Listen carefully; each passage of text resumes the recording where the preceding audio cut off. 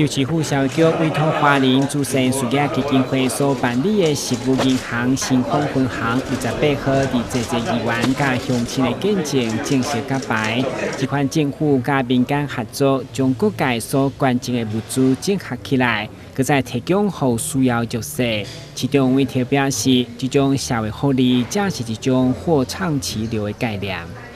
兑换他需要的，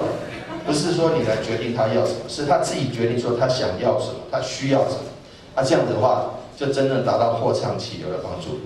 此外呢，我们有6部这个食物银行的物资配送车，譬如说，我们现在的新丰食物银行就要你欠币，刚好哪个地方的食物银行有，就配送车把它载过来，就像那个。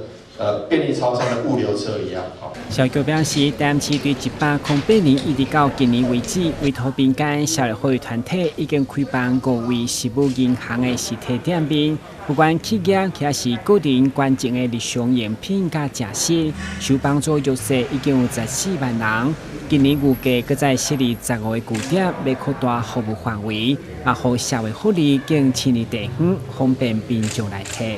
台南新闻管制采访报道。